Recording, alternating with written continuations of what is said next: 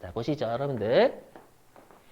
자, 우리가 일단 간주임대료는 저번에 한번 했었나? 설명? 간주임대료 설명 안 했죠? 다른 동네에서 했나? 여기저기 다녀가지고 돼요. 여러분 정처 없는 나그네예요. 정처 없는 나그네. 그래서 뭐냐면요. 우리나라는 월세하고 전세가 있죠. 부동산을 임대하는 형태가. 근데 월세는 주된 수입이 뭐예요? 월세. 월세죠. 월세의 계정 과목은 임대료. 임대료는 수익, 부채. 수익? 수익이니까 우리 주택 임대 아니면 과세예요. 알죠? 근데 우리 전세로 임대하면 주로 뭐 받아요? 그렇죠. 보증금 받죠. 혼합형이라 생각하지 마시고 보증금. 보증금은 임대보증금이잖아요. 임대보증금은 회계에서 부채예요, 수익이에요? 부채예요, 부채. 나중에 돌려줘야 되니까. 그럼 부채면 원래 과세하면 돼요, 안 돼요? 안 돼요. 그럼 만약에 부채라서 과세를 안 한다라고 가정해 볼게요. 그렇죠? 그러면 월세는 과세하고 전세는 과세하지 않으면 다 뭐로 임대하려고 할까요? 전세로, 전세로. 월세로 임대 안 하려고 해도 세금 내야 되니까. 이해되시겠어요? 그럼 우리가 전세하고 월세 중에 그러면 전세가 우월한 거예요? 전세가 우월한 거예요, 월세보다? 아니죠. 우월한 거 아니죠. 그냥 임대하는 형태만 다른 거잖아요. 임대하는 형태만 다른데 월세는 과세하고 전세는 과세하지 않으면 형평에 문제가 발생을 해버려요. 그죠? 그래서 우리 어떻게 가정하냐면 자, 전세 보증금 받겠죠? 그 받은 걸 무조건 정기예금 통장에 넣는다라고 해석을 해요. 정기예금 통장에 넣으면 이자가 발생하겠죠? 그 이자를 임대료로 간주해 버리는 거예요. 간주해서 월세하고 전세 형평을 맞추겠다라는 거예요. 이해되세요? 그러면 질문. 그러면 간주 임대료는 실제로 임대료 받은 거예요? 상상 속의 임대료를 받은 거예요? 그렇죠. 상상 속의 임대료 받은 거니까 중요한 게 얘도 세금기에 있어서 발급 안 한다는 게 너무 중요해요. 그렇죠. 근데 임대료는 상상 속의 임대료가 아니에요. 걔는 실제로 임대료 받은 거니까 걔는 세금기에 있어서 끊어줘야 됩니다. 상대방한테. 그렇죠. 그래서 세금 계산서를 간주 임대료는 발급하지 않는다라는 게 진짜 중요합니다. 암기하시고. 대신에 얘도 임대료 받은 것처럼 봐서 10%로 과세하는 거니까 건별이 되겠죠. 이어주시는 거예요, 건별. 됐죠? 네. 자, 그 다음에 공급식인데요. 이건 당연한 건데 뭐냐면 그럼 내가 2년치 보증금을 받으면 2년치 이자를 임대료로 보는 거잖아요. 근데 법인은 우리가 3개월마다 나누어서 신고 납부하죠. 그렇기 때문에 공급 시기는 말 그대로 우리가 3개월마다 나누어서 때릴게 그 말이에요. 그래서 예정 신고 기간 종료일 또는 과세 기간 종료 이렇게 되어 있는 거예요. 예정 신고 기간 종료일 3월 31일 1기면 과세 기간 종료일 1기면 6월 30일 맞죠? 2기면 예정 신고 기간 종료일 9월 30일 과세 기간 종료일이면 12월 31일 이렇게 되잖아요. 3개월마다 나누어서 때릴게 그 임대료로 보는 금액은 몇 년치 금액이니까. 그렇죠. 그래서 시험에 나오긴 하는데 물론 제가 열심히 설명했지만 암기예요.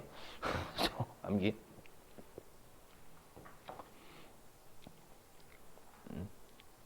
자, 보시죠, 여기요. 자, 이제 우리가 해야 될 게 여기 부동산 임대공급가 명세서인데요. 여기가 쉽게 나왔다가 최근에 어렵게 낸 적이 있어요. 어렵게 낸 게 뭐냐면 신고서까지 입력하는 거.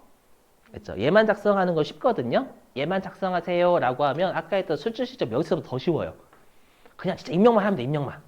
그렇죠? 주의할 거 딱 하나 있는데 걔도 쉬워요. 근데 문제에서 신고서도 작성하세요 라고 한 적도 있거든요. 그렇죠? 그래서 좋은 말 할 때 아까 했던 유형 외우셔야 돼요. 건별 같은 거. 그걸로 제가 설명을 드릴 거거든요. 신고서 할 때. 자, 보시죠, 여기. 근데 쉬운 내다라고 잘 안 내는 게 아니에요. 잘 내요. 자, 보시면 일단, 자, 부동산 임대 공급가액 명세서니까 내가 부동산을 임대했는데 매출액이 세 가지가 있겠죠. 우리가 알고 있는 매출액은 임대료하고 관리비. 맞죠? 하지만 전세로 임대하면 간주임대료까지 세 개예요, 세 개 원래는. 알죠? 그거에 대한 명세서인데요.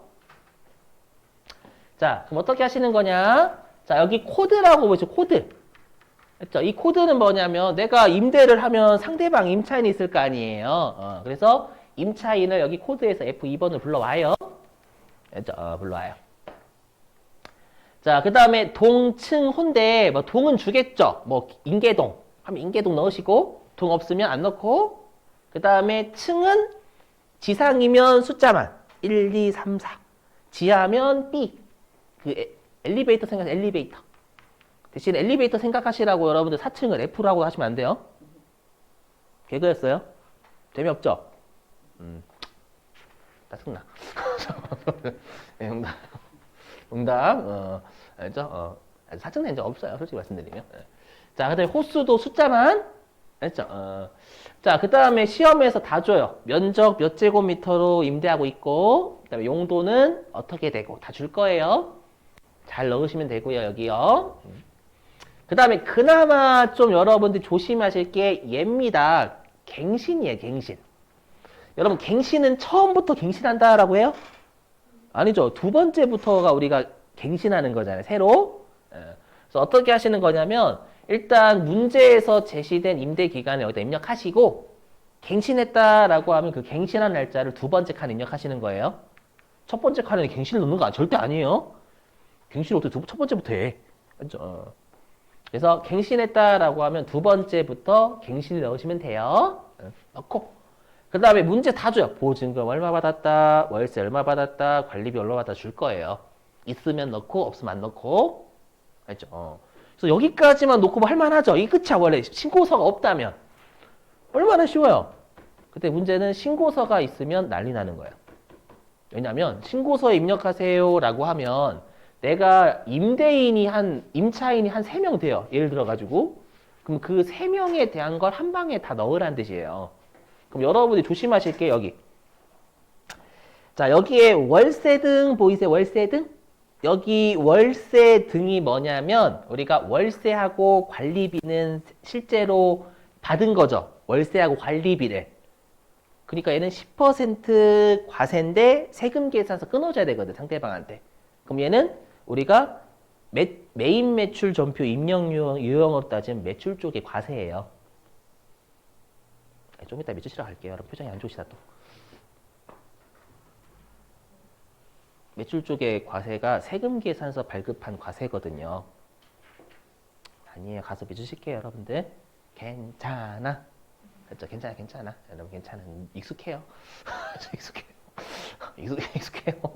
괜찮아요. 근데 아까 간주 임대료는 뭐래요? 임대료 받은 건 아니니까 상상 속의 임대료이기 때문에 세금 계산서 안 준다고 했죠. 근데 10%로 과세하는 게 얘는 건별이에요, 건별. 알죠? 이렇게. 자, 그러면 435페이지 갈게요. 제발 좀 오늘 외워주세요, 이거. 435. 435페이지. 맨 위에 11번 과세. 자, 거기 발급까지만 밑줄입니다. 부가가치세 10% 세금 계산서 발급 여기에 밑주시고. 자, 그래서 이거 오해하시면 안 되는 게 여러분들 가끔씩 11번 과세가요. 그냥 10% 과세면 얘다라고 알고 계시는 분들이 은근히 있어요. 절대 아니에요. 뭐냐면 과세의 세자는 세금 계산서 세자입니다. 세금 계산서 세자. 그렇죠? 과세가 되는 세금 계산 이거 합친 거예요. 그렇죠? 세금 계산서가 아니면 11번 넣으시면 안 돼요. 절대. 주의. 그렇죠?